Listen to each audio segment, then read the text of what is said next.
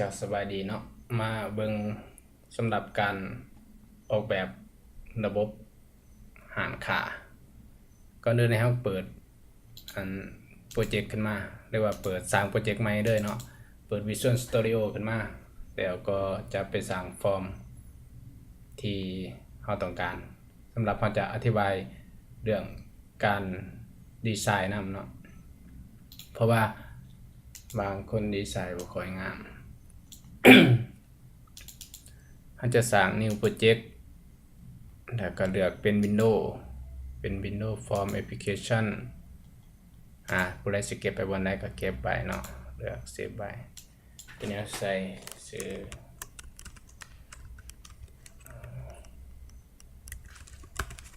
ซื้อหันขาเนาะได้อยากใช้ในอะไรก็ได้เราจะได้ฟอร์มมา1ฟอร์มก็คือฟอร์มนี้เราจะเปลี่ยนชื่อฟอร์มเป็น FRM Home เป็นหน้าทวิตแล้วเราก็จะเปลี่ยน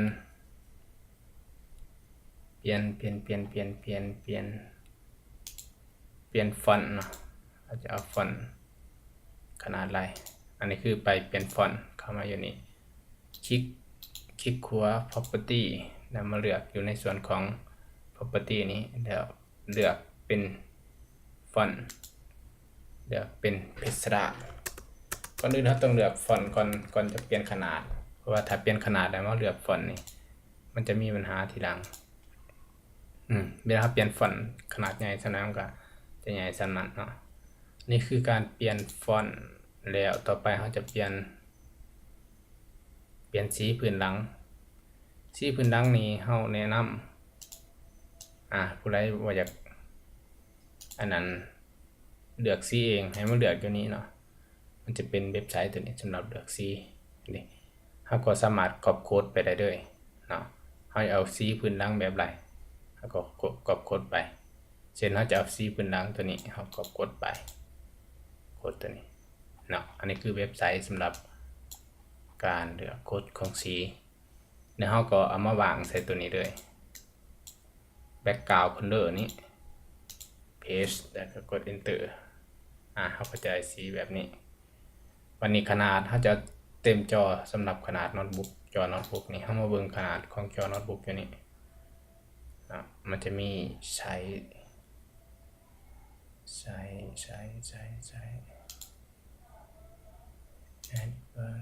setting บ่แม่นใช้บ่แม่นคราวนี้เนาะใช้จะ display ตัวนี้มาเบิ่งขนาดของหน้าจอ Facebook หน้าจอโน้ตบุ๊กของเรานี่อยู่1280คูณ800เนาะเราก็เอาให้มันเต็มจอเลยก็คือเลื่อนลงมาตรงที่คำว่าใช้เดี๋ยวนะคำว่าใช้เนาะนี่ใช้ตัวนี้เมื่อกี้นี้เราก็เอาเป็น1280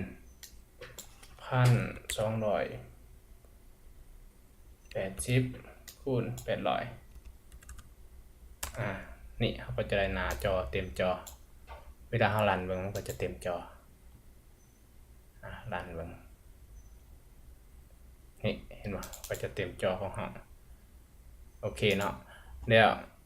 เราก็จะไปเลือกบัตรทันมาก่อนอาจจะเห็นปุ่มโฮมสำหรับคลิกไปหน้าอื่นเนาะแล้วเราไปเลือกที่ทูลบ็อกพิมพ์คำว่าบัตรทันนี่มันจะขึ้นมาบัตรทันเราดึงมาใส่เลยนี่ดึงแล้วก็ขยายไปเบิ่งเราจะเอาสำไรเราจะเอาจากเมนูก็เลือกเอาเนาะเราจะมาปรับ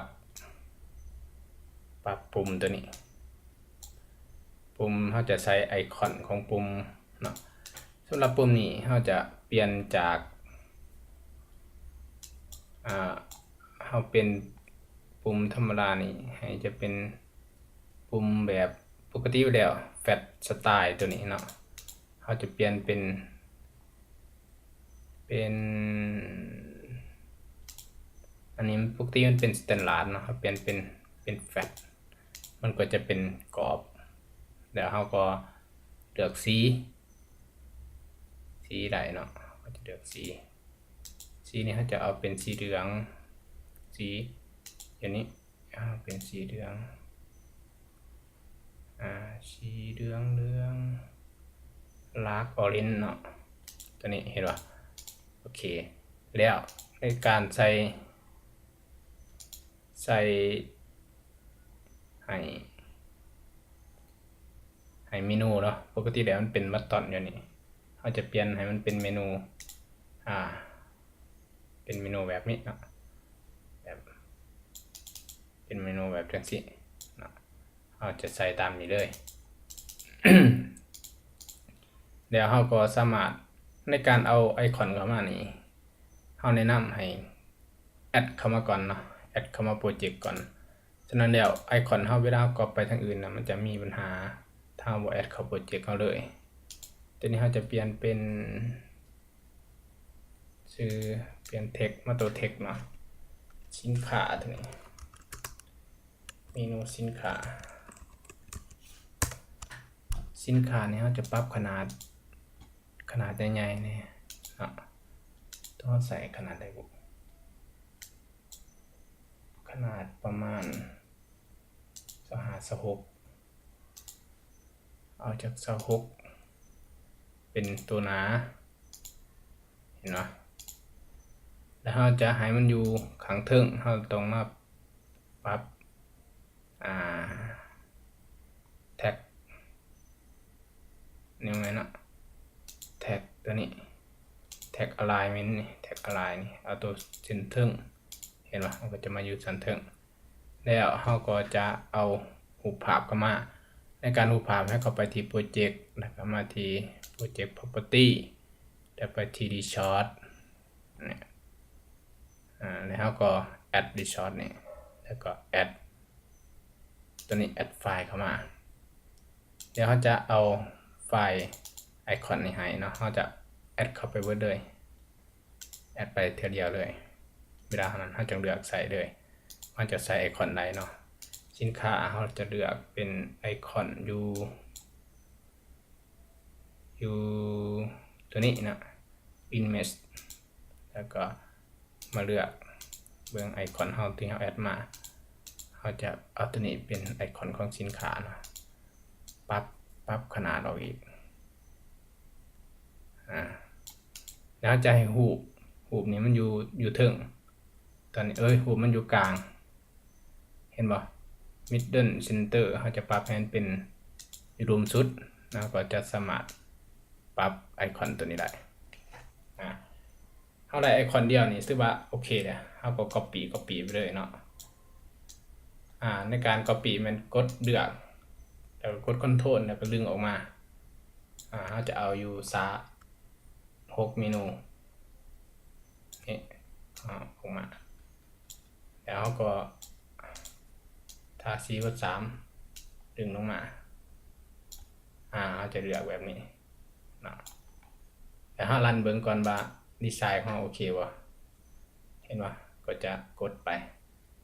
จะบ่ครึ่งกลางบ่ได้เนาะเขาจะปรับให้มันครึ่งกลางดึงทาสีเบิด3อันมาทางนี้หน่อยนึงครึ่งกลางดันเบิ่งอีก กายปวดหัวแบบนี้กายมาจับไปขึ้นอีกหน่อยนึงเนาะจับขึ้นอีกหน่อยนึงกดลูกศรก็ได้เด้อกดลูกศรแล้วก็กดลงอีกหน่อยนึงเราจะมาเปลี่ยนชื่อไอคอนมันตัวนี้เขาจะเป็นหมวดหมู่ตาม Excel เขาจะสร้างไว้ตัวนี้เขาจะเปลี่ยนเป็นหมวดหมู่สินค้า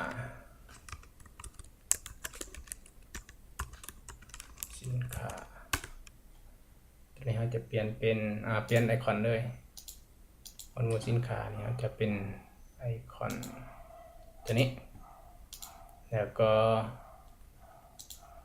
ตัวนี้เขาจะเป็นหัวหน่วยสินค้า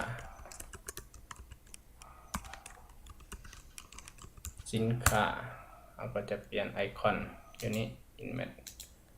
แล้วเป็นรูปอย่างรูปนี้นะต่อไปเราจะมาเปลี่ยนตัวนี้สินค้านี่เราจะเปลี่ยนลูกค้าเนาะเปลี่ยนไอคอนก่อนก็ได้ลูกค้านี่ตัวไหนเนาะลูกค้าจะเอาตัวนี้นะเราจะเปลี่ยนตัวหนังสืออีกเป็นลูกค้าลูกค้า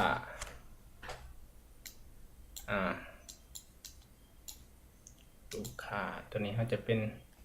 ตั้งค่าเนาะวันนี้เราจะเขียนมาสิเขียนยังเนาะตอนนี้เราออกแบบก่อนตั้งค่า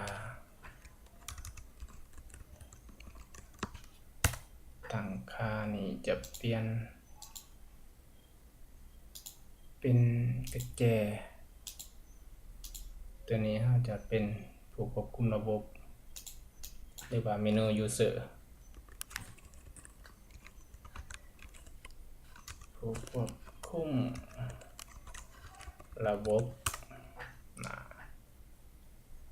ตัวนี้เราจะเปลี่ยนไอคอนเป็น security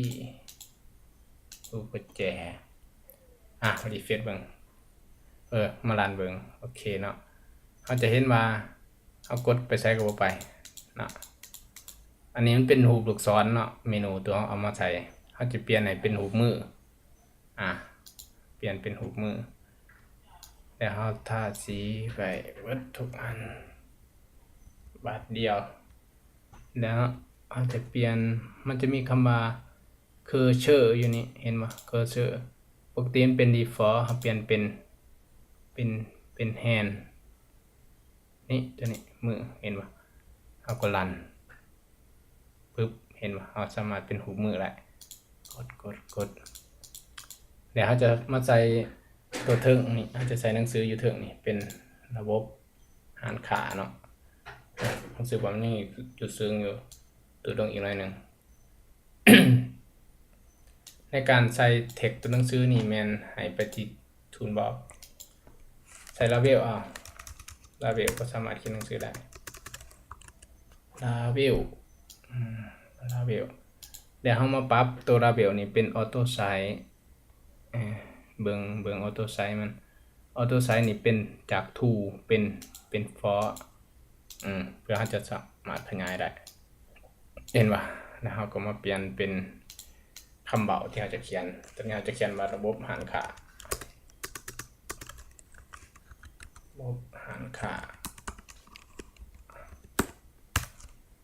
เปลี่ยนฟอนต์ให้ใหญ่ๆขึ้นเนาะตอนนี้อาจจะใหญ่ๆสุดเลยใหญ่กว่าหมู่โอเคเอาเป็นตัวหน้าพร้อมนี่ระบบหารค่าของเราเอามาอยู่กลางๆนี้ด้านเบื้องบนนี่โอเคเนาะดีไซน์ซ้ำนี้เวลาเราจะคลิกสินค้าหันไปหาสินค้าคลิกหมวดหมู่สินค้าไปหมวดหมู่สินค้าเนาะเดี๋ยวเราจะมาเริ่มเขียนโค้ดกันเลยสำหรับวิดีโอต่อไปตอนนี้เราออกหน้าแบบตัวนี้ก่อนโอเคเนาะสำหรับวิดีโอนี้ก็ลองเฮ็ดเบิ่งออกแบบดีไซน์ตามนี้เนาะค่อยๆเฮ็ดไป